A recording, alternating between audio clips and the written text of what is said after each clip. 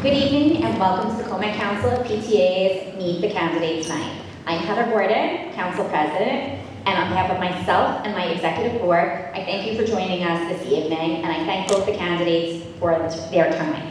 I would like to thank Dr. Larson for allowing us to use the auditorium in the middle school, and Dr. Cox for facilitating the videotaping of the event so it can be shared with the community at large. Tonight's forum will be moderated by council. I will serve as moderator, and Tony Newman, Jennifer Mancy, and Nicole Perez will be the timekeepers. I thank the community for submitting questions in advance, and I thank the council officers for their help putting this together. We received close to 90 questions and did our best to cultivate 15 meaningful questions that best represents what is on the minds of the community. I'd like to present the candidates for the Commack Board of Education. There is one seat up this year, so allow me to introduce incumbent Mr. Gus Huber to my left and challenger Mrs. Dana Schultz to my right. The term for the seat is 3 years. I thank you, the candidates, for participating in this event this evening and allowing us to ask questions important to the community so that we may be informed voters on May 21st. I'd also like to remind the community that all of our units have voted in favor of supporting the budget, so please make it a point to go out and vote on the 21st. Regarding the format of tonight's event, each candidate will be allowed 3 minutes to make a presenting statement with their qualifications and reasons for running. Then I will proceed with the questions. Each candidate will be given 2 minutes to answer each question. No rebuttals will be permitted during the question and answer period. This is not a debate. Finally, each candidate will be allowed 2 minutes to make a closing statement after the last question has been answered. Candidates may use their closing statements to make rebuttals if they wish. Opening presentations will be in alphabetical order. Closing statements will be in reverse alphabetical order. I will do my best to alternate who gets to answer a question first. Once again, please be respectful of the candidates. They have graciously agreed to participate in this event so that you, the community, has an opportunity to get to know them and what they stand for. We would appreciate it if the audience maintained quiet and respectful during the proceedings. There will be no questions taken from the floor. And please silence your cell phones. Thank you. Do either of the candidates have any questions before we begin? Okay, with that, Mr. Huber, you have 3 minutes for your opening remarks. Good evening, everyone. My name is Gus Huber. I am a current Board of Ed trustee. I have been in Commack for 25 years.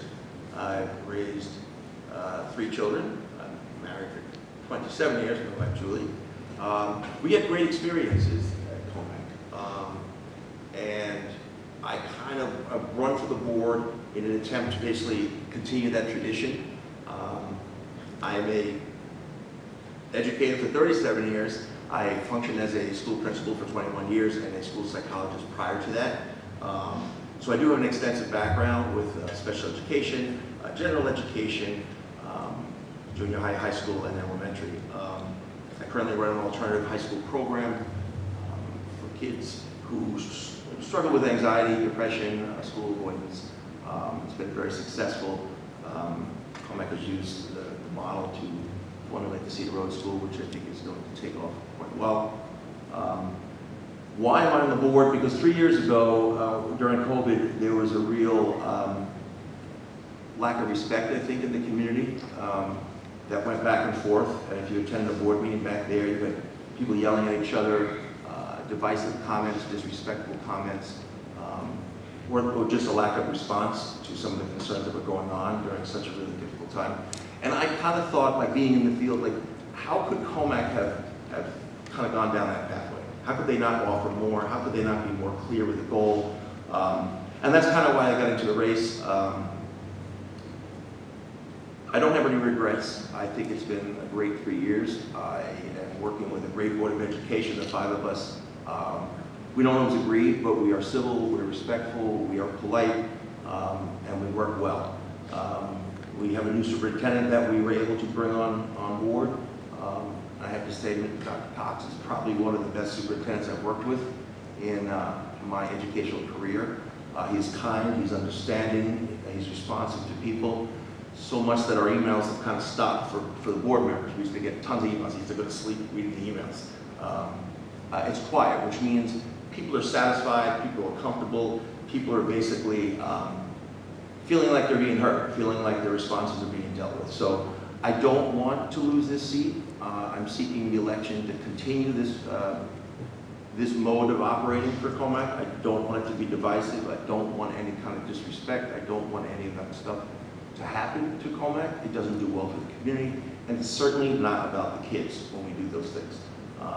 There are other agendas out there. Mine is, I honestly tell you, it is an honest agenda that I really just want to do well for the community, for the families, and for the students of Commack.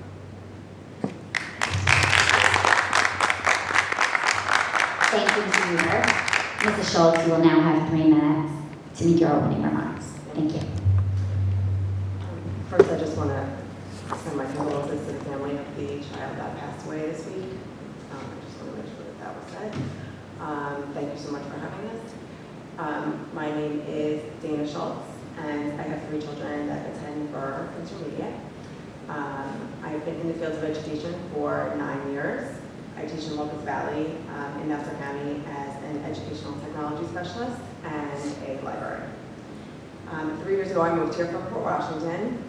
If you're not familiar with it, it's a small waterfront community in Nassau, much like Northport. I was very nervous about coming to Commack because, number 1, it's very far. And number 2, it's I was nervous that I wasn't going to have that same small town feel for my daughter when we came here, my children. But I quickly found out that that wasn't the case, and the schools are really the main street. And I got involved right away. I've lived in here just for 3 years, but for the last 3 years I participated in chaired committees with the PTA at Northbridge and Burr. I'm on the executive board of SEPTA. And I've chaired committees for Parent Council, where I'm currently the membership chair. I spend weekends on the fields for Little League soccer and basketball. And I participate in community events as much as I can. I have either attended board meetings in person or virtually, and I spend a lot of time with other parents. And what I am hearing is that they actually don't feel heard. And from what I understand, there used to be a lot of committees that welcomed community input and teacher input, and that is not what they're feeling right now. So from what I've heard, there were about 7 committees, now there are about 2. Committees, now there are about 2. And all the stakeholders don't feel like they have a seat at the table, and their voices are heard. I'm a mom. I'm deeply committed to the well-being and the future success of my children and the children of the community. I'm excited about the opportunity to contribute towards shaping the educational landscape with a passion for fostering excellence in education.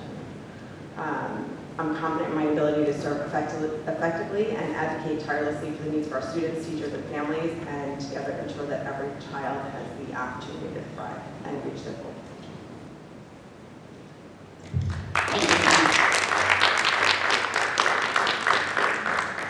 Okay, Mrs. Schultz, you will have the opportunity to answer the first question first.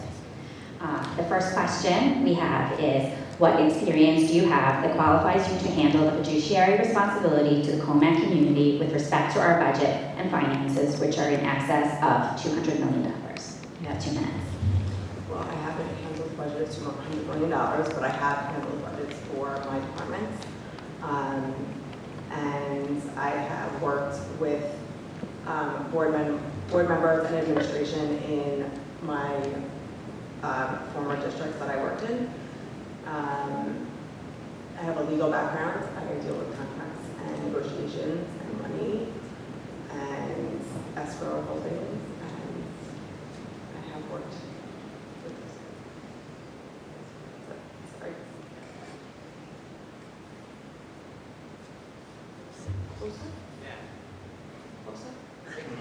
Is that better? Yeah. Okay, thank you. Mr. Huber, you have 2 minutes. Sure.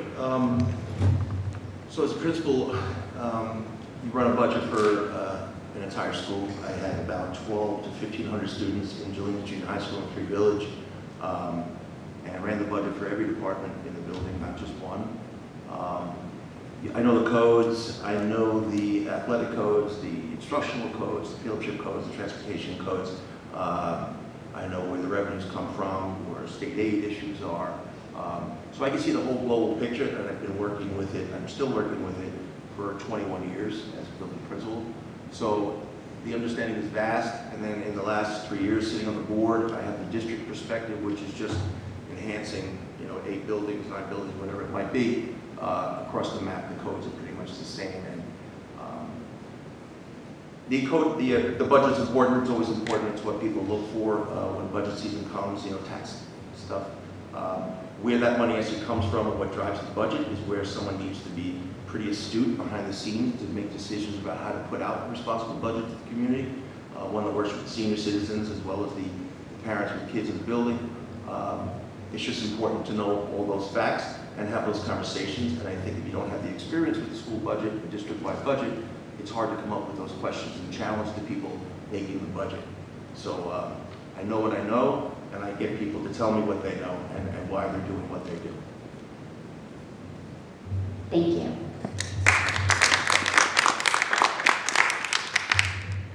Mr. Huber, the second question will go to you first. As a potential board member, what do you see as your responsibility to senior citizens and community members who pay school taxes but no longer have children in our schools? Okay. I think that applies to me this year. I'm not a senior citizen. I've refused it at some time. It's important that, again, don't forget that the senior citizens and people who no longer have kids in the school were people that did have kids in the school, and they enjoyed all of the benefits of the school. And I still think that as grandparents and extended family, they still love to see those kind of events and be included in those events, whether it be musicals, whether it be sports programs, whether it be community festivities. I think the district does a great job at promoting things and getting grandparents and other people involved. And I think, again, go back to the budget question, it's about being responsible and being understanding that not everybody can pay a big tax bill every single year. There are people on fixed incomes here. So it's always a delicate balance, but I think the biggest part that I would emphasize as a board member is how do we keep relating to everybody in the community? How do we keep including them? How do we keep them kind of like embracing the school? Because, like Danny said, it is the hub of the community. Our schools are the hub of the community, and we should be doing things right from K right till senior time. So that's kind of what I would be promoting on the Board of Education. Thank you. Mrs. Schultz, you have 2 minutes. I agree with Mr. Huber that the seniors before the current seniors are the ones who contributed to their children's education, and it's a pay-it-forward kind of situation. The better our schools are, the better our property value is. So I believe that making sure that our budget is focusing on ensuring that our students are getting the best possible education is extremely important to increase the value of our schools and the value of our properties.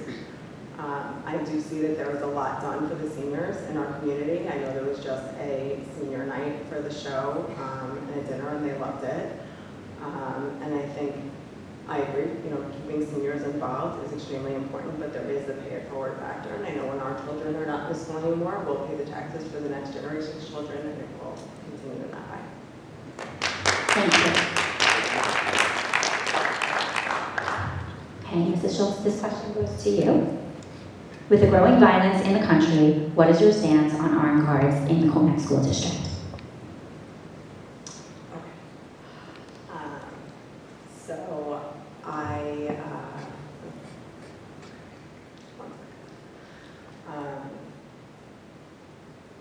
I think it's extremely important that while I'm not an expert on security and law enforcement, although I do have a criminal justice degree, I would leave that to the experts. I know that we do have security audits and that those and consultants that come and speak to our administration to ensure that we are as safe as we possibly can be. I know that our security guards who know our children and all of our staff are active or retired law enforcement. I trust that they would contribute their opinions on what they're seeing in the schools and the best way to keep us safe.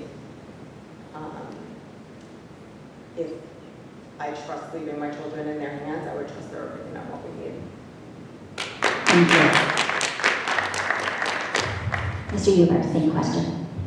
Absolutely. With the growing violence in the country, what is your stance on armed guards in the Commack School District? So again, I think this has been a topic tossed around for the last several years, with some schools even closer to home adopting policies, board policies where there are armed securities on their campuses. There's a difference between having armed security guards on the property and armed security guards in your buildings with children and teachers. The current security people that we employ right now are not licensed to carry weapons in the building, so it doesn't even look that way. And yes, they are retired police officers, but you would have to contract out through a private company for a set of professionals in order to put that in place. The board is aware of what other districts are doing. They're aware of different sentiments in the community. It's a pretty divided issue, and it's a pretty serious decision. If you look at the violence around in different schools, and you just think like it probably promotes it. And then we can adopt a policy that says, well, no, we shouldn't do it because it's not going to happen here. It's not an easy decision, so the board would have to really rely on the experts of the professionals out there, the pros, the cons, present them pretty transparently to the community so they have some real community input, not just a few questionnaires and then let's do it. It's a serious thing. So I think transparency with those types of decisions are huge. And then we would have to do our homework. I would hope that the public does their homework, and then we have real conversations about, is this good for Commack? It shouldn't be a top-down decision from the Board of Education, the superintendent, to the community. It should be a collaborative decision that we are all comfortable with, knowing very well that some people will not be comfortable with it ever. 10 seconds. Yeah, so thank you.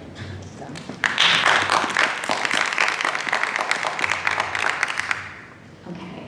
Mr. Huber, as a potential board member, what are your thoughts on protecting minority groups from all forms of discrimination within the district?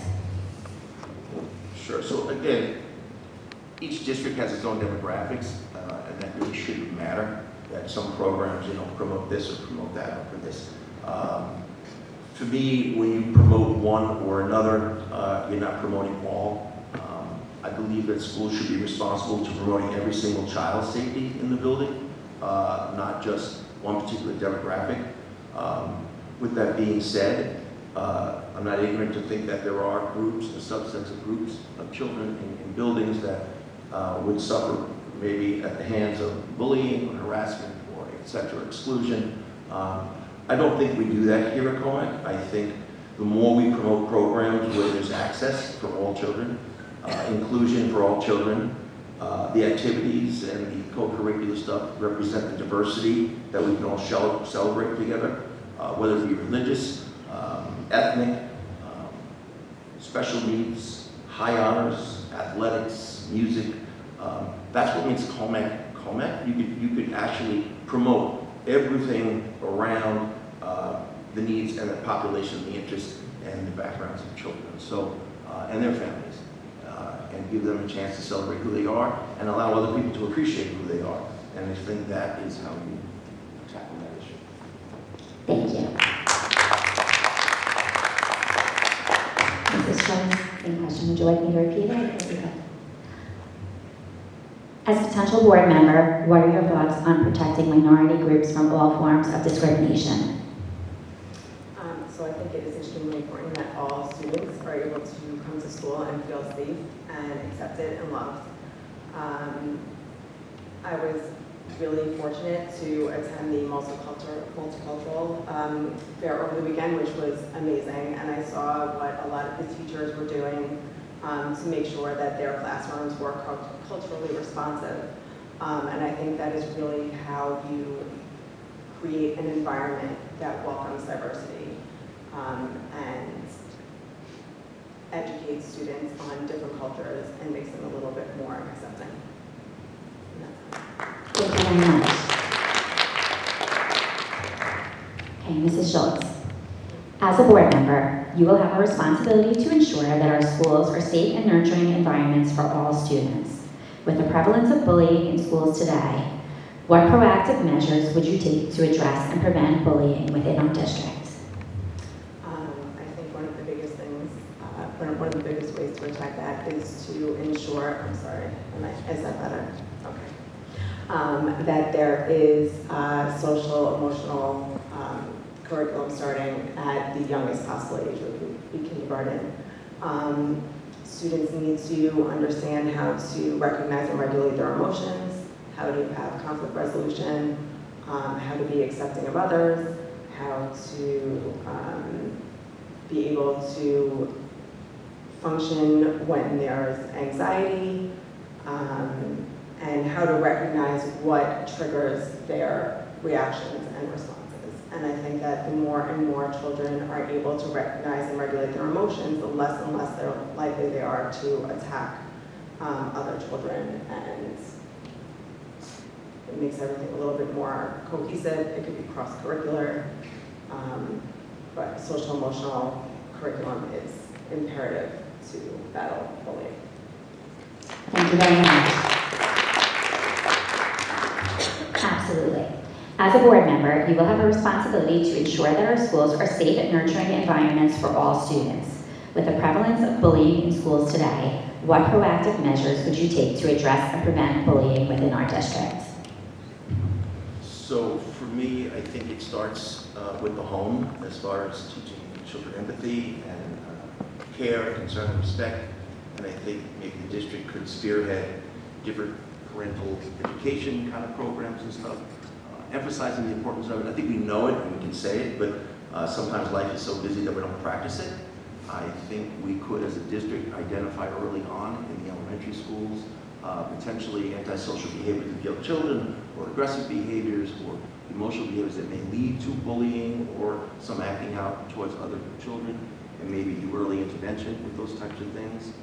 In addition to what Dana said with like the curriculums, I believe it's relationships always. It's the teacher. We don't teach just curriculum or English or math or science. We teach children, and we are a relationship with those children. And I think we're role models, and I think sometimes we forget that. I think we have to have teachers design the expectations in their class and share them with students. If we do that building-wide across the board, I think we develop that building culture. And we can all refer to the rules and the culture, etc., of what we all decide is acceptable behavior. And I think you eliminate it. More importantly, you can also refer to it when the boundaries are crossed, and you can have the kid make that informed decision about whether or not I crossed the line or not, whether or not it constitutes bullying, whether or not it's this. And then I'm a big proponent of restorative practices. I don't think just punishing kids for bullying does anything. It doesn't effectively change the child at all. I'd rather do restorative practices where there's an engagement with the child, with the victim, with an adult who's trained to facilitate those conversations, understand the impact that it had, accept responsibility, and make some assurances that it doesn't continue. You stamp out bullying one person at a time. You don't just teach bullying out of a book. This is how we stop bullying. This is how we become a good bystander. It's not just a book. Thank you. Mr. Huber, how would you foster a culture of respect, empathy, and inclusivity to create a positive learning environment for every student within the district? How would you foster a culture of respect, empathy, and inclusivity to create a positive learning environment for every student within the district? Again, it's all about the relationships that the staff develops with the children. It's about saying hello in the morning, greeting at the door in the classroom, setting up expectations in your room, all those little things, understanding their interests, understanding what's important to them, understanding when they struggle. Again, sometimes I think we lose sight that we're educating young children and not just teaching them something. I think when kids are comfortable and all-inclusive and basically feel safe, they'll learn. There's nothing wrong with the teaching and the learning here in Commack. It's the readiness of the child to engage and the readiness of the child to take a risk in certain classrooms or hallways or activities. And I think the adults in the building, the onus is on them to create a comfortable space for those children to grow and take risks and learn and have conversations about how to do better, how to make better choices, how to not take away from the safety or the well-being of other people. Thank you.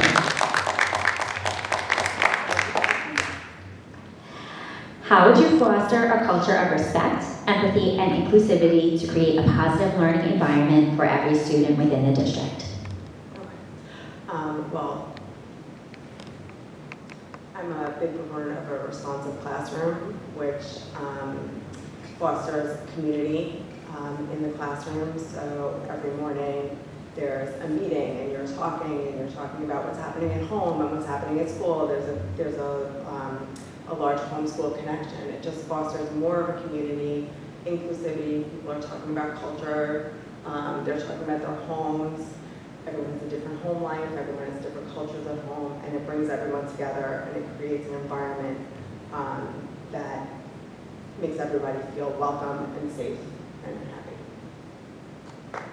Thank you very much. You must have been omniscient because the next question has to do with culture. It goes to you first. What are your thoughts on culturally inclusive curriculum such as Holocaust studies? Do you feel this belongs in the classroom? If so, what grade level? And if not, why? Well, I think that it's history and it happened, so it should be talked about. We didn't get where we are as a society or a world without the history that got us here. So it's very important for our children to know how we got where we are as they're growing up. You can teach things at all grade levels as long as it's taught appropriately. You're not going to, show Schindler's List to a second grader, but you can start having those conversations so that it builds up an understanding and there aren't issues when they're in high school or beyond of hate and ignorance. Thank you. Would you like me to repeat the question? I think good. Again, it's about teaching children, so it's developmental in nature. So you don't jump into fourth grade and just talk about the Holocaust and the atrocities and what happened. It's too upsetting. It's too overwhelming for children to need to entertain that. Even the context within his history, they don't understand that yet. But what they do understand in fourth grade is empathy and prejudice and bias and things like that, which if you continue to develop them along those fronts and values, and they understand diversity, they understand differences, and they learn to appreciate the differences. When you introduce it within a historical context, whatever grade that might be, I think they can kind of buy in a little bit more, and they can engage a little bit more. You need a foundation of empathy and a foundation of good overall well-being to embrace some of the concepts that we want to teach with regards to genocide, Holocaust, anything tragic like that in our history. Because otherwise you're preaching to an empty vessel. And there are some empty vessels out there, regardless of what we do, and it's concerning. But I think we have a developmental approach always on some of these issues, because then it's not such a shocker when we say, how come they're not learning about the Holocaust? How come they're not learning about this situation, that situation? It shouldn't be. It always belongs in the schools. Absolutely. It belongs in the homes, and it gravitates into the schools, and it developmentally gets more sophisticated so that they can be young adults with the same kind of belief set when they go into the real world. Thank you.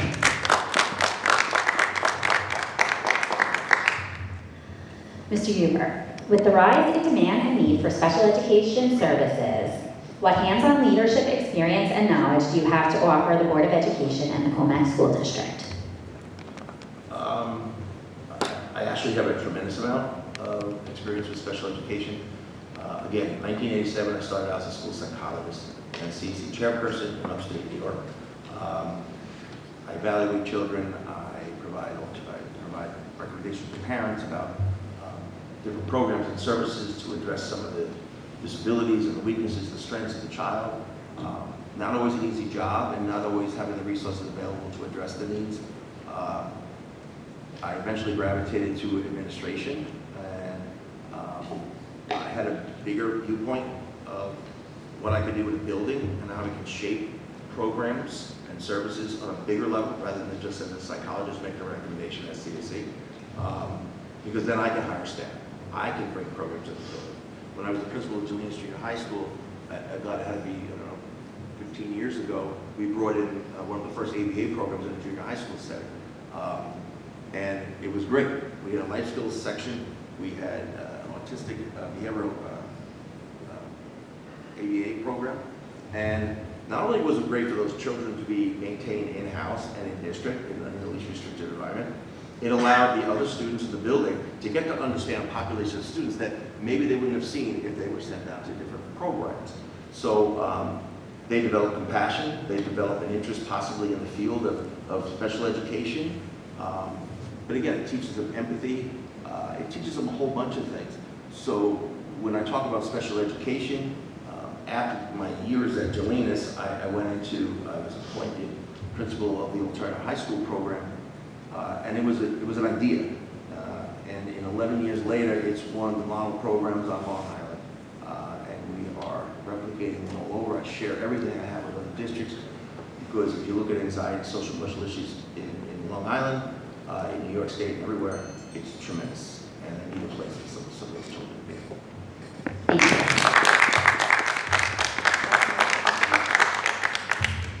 With the rise in demand and need for special education services, what hands-on leadership experience and knowledge do you have to offer the Board of Education and the Commack School District? So I, again, have been in education for 9 years. I work with all levels of students. I work from K to 12. So I've worked with life skills students, self-contained classrooms, ICT classrooms, Gen Ed classrooms, all different types of learners. And I, being an ed tech specialist, have been able to help teachers address the needs of their students, individualize learning. I've worked with CSE committees to bring in assistive technology, and I have children who have their own special needs, and have worked closely with schools to get them what they need as well. I want to make sure that all students with special needs are getting what they need when they need it. Even if they don't qualify for an IEP or a 504, I want them to have built-in level services without having to struggle. And Thank you very much. Mrs. Schultz, what are your thoughts on Cedar Road? How do you see the program growing? I think it's a wonderful program. My husband is actually the principal in his school, the same program. I think there is a great value to have a place for students who have severe anxiety to be able to go to school and complete their education. I think that if you're able to bring students back into the district who weren't able to come to school, again, also a great asset. I would like to see having the life skills classrooms in the high school, because I think it's really important to be able to integrate with mainstream students. But I definitely do see the value in the program, and I'm glad that we have it. Thank you very much.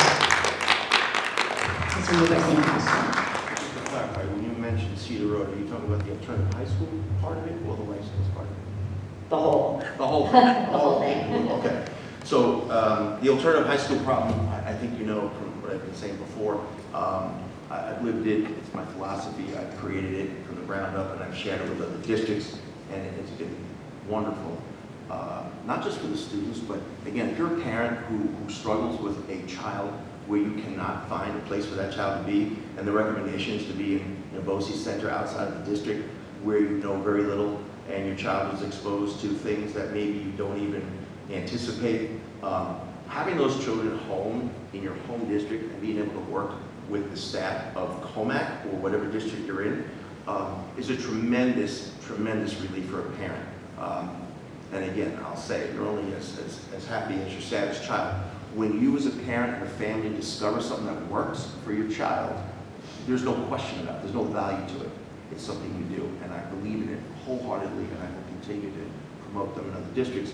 As for the life skills, I think it's a wonderful program. I don't think it needs to be in the mainstream building. There are services in the mainstream, but so much of what these children need is an understanding of life skills, and that means transitioning from space to space, workspace, adapting to different behaviors, adapting to different settings, adapting to different people, housing students in one setting all the time, students who need a lot of rehearsal and a lot of support to kind of encourage them to step out of their comfort zone is healthy.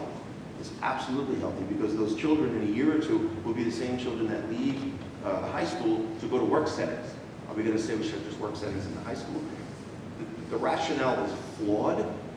It's a wonderful adaptive structure to the program, the continuum of services that we do for those children. And I am all for it being in Cedar Road School. Thank you. Mr. Huber, Yeah. do you believe Commack is educating the whole child, not only academically, but socially and emotionally as well? Are we achieving that? That's a big question, it's open to debate. Do we plan that? Yes. Do we put resources in place for that? Yes. Do we get some great results? Yes. Do we miss some? Yes. And I think as a board member, it's always important not just to hear the successes of what goes on in there, but understand the kids that are struggling as well. And sometimes we don't hear that as a board. Sometimes we find out. But for the most part, I think we're pretty conscientious. I think the staff is tremendous, especially those who work with children with disabilities. They're great at their trades, and we bring in other outside resources to support that and continue to develop those techniques to engage the children. So yes, I think we have a pretty holistic approach to education. I think we hit the top. We hit the side, we hit the bottom, we hit everything. We hit academics, we hit the co-curricular stuff. Everything feeds into creating a whole child. There's nothing that a child will experience in Commack that doesn't somehow feed to their core and make them a better person or help them develop and grow into being the most productive citizen. Thank you very much. Do you believe Commack is educating the whole child, not only academically, but socially and emotionally as well? I think there's great improvement, space for improvement for the social emotional learning. I've been hearing from many parents who feel the same way, who feel like their children are not being exposed to coping strategies and ways to regulate their emotions and communicate effectively. I think that the teachers are amazing. My children have had fantastic teachers. I think that we should have more enrichment for all students, not just the highest learners. I think that educating the whole child means allowing them to explore things that are maybe outside of the regular classroom and not all textbook fit into a box. Some students will excel in enrichment environments much more than they will in a regular classroom. And I think that we're definitely lacking in social and emotional curriculum as a whole, starting from kindergarten. Thank you very much. Mrs. Schultz, what are your ideas for building stronger connections between the community and the district? I think my first idea is to create more committees that are at the board level and that include all the stakeholders in the community, including the parents, the teachers, community members, administration. I think that transparency is missing a little bit here and people don't feel heard. I think that making sure that there's a platform where everyone can come in and talk and express their concerns or express what they're happy about. And there needs to be a platform for everyone to have a voice for the policies that we're creating for our children. Thank you very much. Mr. Weaver, any question? Sure. What I do know is you don't make good connections by being deceitful or dishonest or disrespectful. And that seems to be floating around. It's always about respect.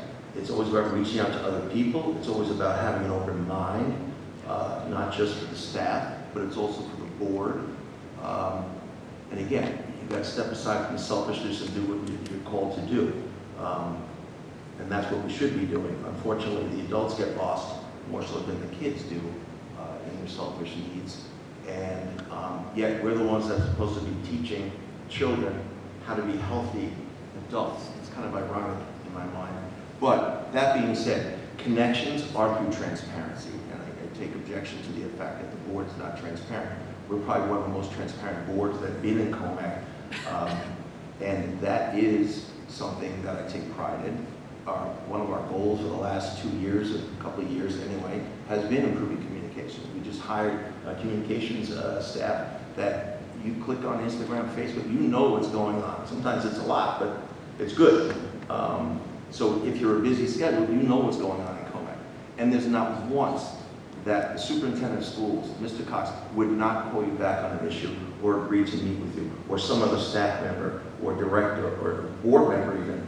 We've done meetings in Panera's offline. So there's no way that someone's going to call the board and be told, I'm not interested. Absolutely not. And I dare someone to tell me that. Because I know I didn't do it, and I'm running for the board right now, so I can assure you that that's not true.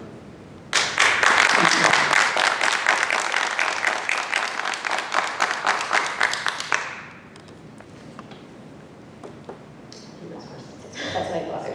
Okay. Mr. Duber, with the increase in retiring teachers, how do you create balance between experienced teachers and new hires to maintain our high educational standards? Sure, I think Commack prides itself on having a pretty strong culture. It's been established by some of the more experienced teachers in the district. It's carried on over the decades.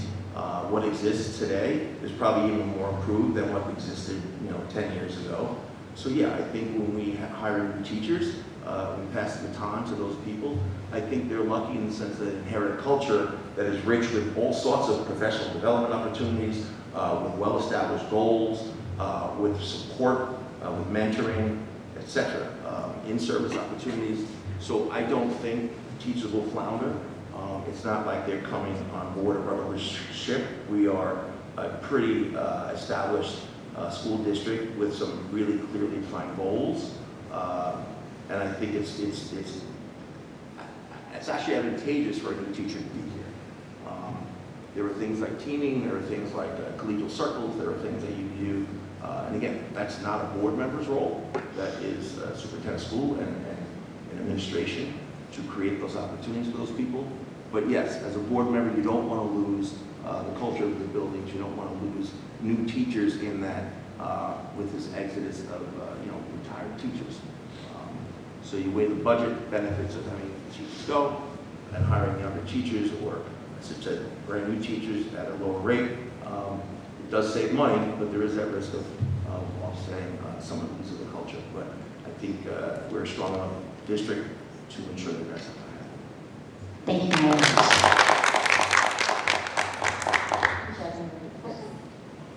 With the increase in retiring teachers, how do you create the balance between experienced teachers and new hires to maintain our high educational standards? So, you'd be surprised that a lot of the new hires are actually excellent teachers. But you do want some more experienced, especially in the areas maybe of special ed, academic intervention services. But the teachers that are wonderful here started here as new teachers, and they have the veteran teachers to guide them. Yes, the budget will go down as the veteran teachers retire. You get new teachers, but that doesn't necessarily mean that they're not experienced enough to come in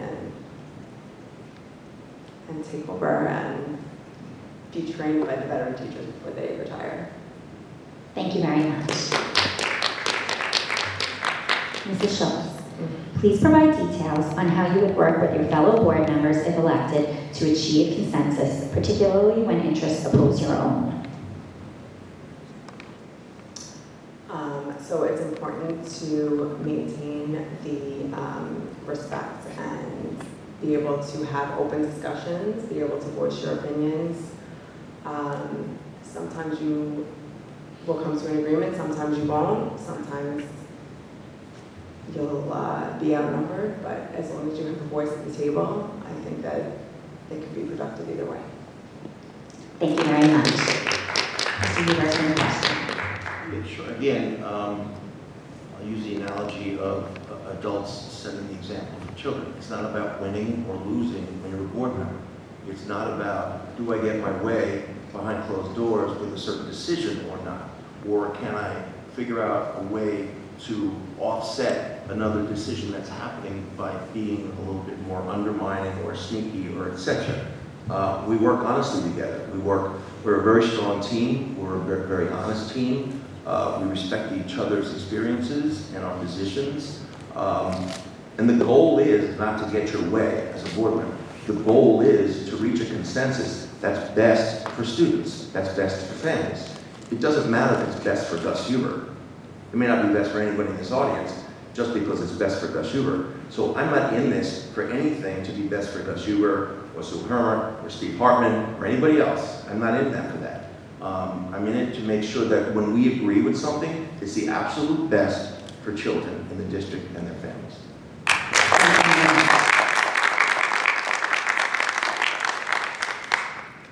Mr. Huber, what do you see as the most pressing issues or challenges facing our district, and how do you plan on addressing them if re-elected?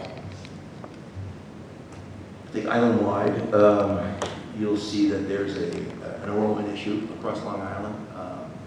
People are just having less children. It's maybe not affordable as much on Long Island to have large families, which is unfortunate. And with that comes downsizing your districts, which have been built up over the years, decades. How do you put in a design or a plan, a 5-year plan to incorporate some of those enrollment declines? What do you actually have to cut from a budget? Who does that impact? Or is there duplication of services? All those concerns have to go into what I think is going to be a challenge in front of us, not just the Commack, but other districts as well. So it's just more creative planning. I think we've been lucky to be able to rest on our laurels and anticipate that everything's going to be here every year. But that simply doesn't seem to be the truth. If you look at enrollment projections across Long Island and New York State. So yeah, I think that's going to be one of the biggest challenges. Thank you very much. Mrs. Schultz, what do you see as the most pressing issues or challenges facing our district, and how do you plan on addressing if elected? Well, I think one of the things that I noticed is that our schools have gone down in rating in the U.S. News, and that to me seems to be like a bit of an issue. I think that we have a history of excellence as a district, and we need to focus on getting ourselves back there. I think that's a very pressing issue for us. I think that part of that is ensuring that the students are getting what they need when they need it.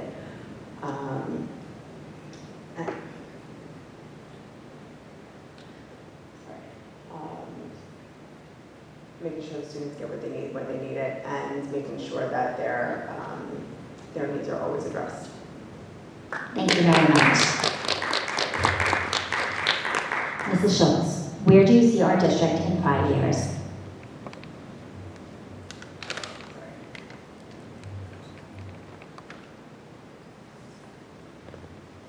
Would you like to take a break for a moment? Yeah. Okay, maybe just have a break for a moment, please.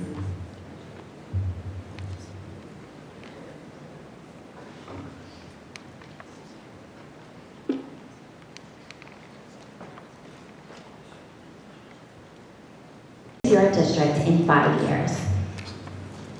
Hopefully higher on the U.S. News.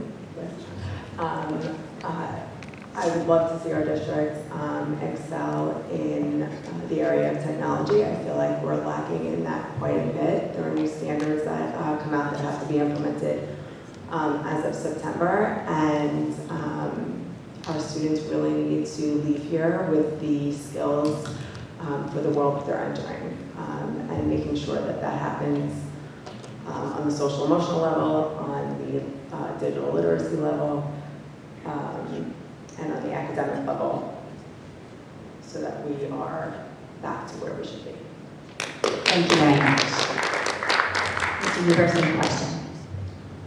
Yeah, sure. In case people don't know, we are a blue ribbon district, so we are an excellent district. I have no doubt in 5 years we'll continue to be an excellent district. Do I see maybe a more diverse student body? Yes. As the community changes and people move in. Do I see more pathways to graduation, and maybe it's not just Regents exams as an assessment of mastery? Yes, I do see that. I see a lot of focus on the social emotional stuff. I would like personally to focus on the absentee rates that are all over. You hear news stories all over that post-COVID. We're not quite there yet. It doesn't mean that the district's lacking. It means that there are needs that were unexpected, and we're scrambling quickly to address them. In the area of technology, I think we're doing pretty fantastic. I'm not sure where we're lacking. I'd love that to be presented to the board, maybe in a presentation. I'm not sure. I'd love to hear that itemized out. I haven't heard that. But yeah, 5 years, I see us thriving. I see us meeting the needs of the students of the district. I see us being a school of excellence. I have no reason to believe that we wouldn't be there. Thank you very much. That concludes the questions that were submitted to council. We are going to begin closing remarks now, excuse me. Mrs. Schultz, the floor belongs to you. It was a little over a week for people to make their decision about who they're voting for on May 21st. I'd like to make an argument not for me, but for the direction of the district. I envision a district where we're focused on our students' future success. We need to make sure that our students know how to talk and communicate to one another, to advocate for themselves, and express their wants and needs productively.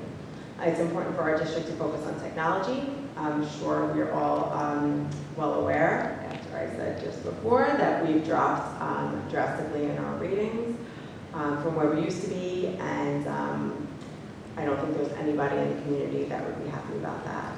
Many of the districts that are ahead of us use technology to individualize their instruction and help meet students where they are. And it's really important for us to prepare our students for the world that they're entering.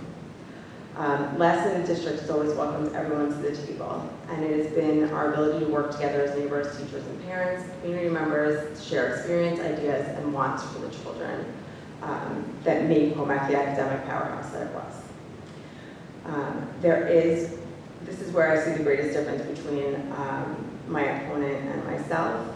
I show up, I'm at the board meetings, the SEPTA meetings, the PTA meetings, the community events, and on the fields. My opponent cannot lay that claim. He wasn't present before he was elected. Apparently, he never voted in the board election before his own. He's present now less than a handful of times at PTA council meetings the last 3 years, not at all except the meetings. We don't have any committees anymore. We have 2. We used to have 7. At the last board meeting, it was actually said that the community input wasn't welcome there. And that is not where I think we should be. Sorry, thank you. Thank you very much. Mr. Huber, the floor is now yours. I have a lot to say. Listen, you can judge people's character by what they say and what they do. And what I've been saying to you tonight is my experience is that I've lived for 37 years in education, 25 years in Commack, and I think comparisons are pretty stark with any of the candidates up on the stage. That being said, I want to be reelected to the board of Commack Schools because I really think I can represent you. I'll continue to represent you. I'm enthusiastic about what I do. I always was. I always will be. Education is important in my life, in the lives of your families and your children. It is everything. It's opening doors for them for opportunities that I don't even think we can anticipate. David talks about technology. Who knows what technology is in 10 years from now? Who knows what the job force is going to be? But I can say that as a board member, we're constantly looking at ways to keep up the progress of the world. It's not an easy task because you have less, sometimes less involvement with families, with students, and you have more social media influences on students, and it's easy for them to go astray and develop different perceptions of what's right and wrong, and yet we're supposed to gear them down the road to success. It's getting more and more challenging.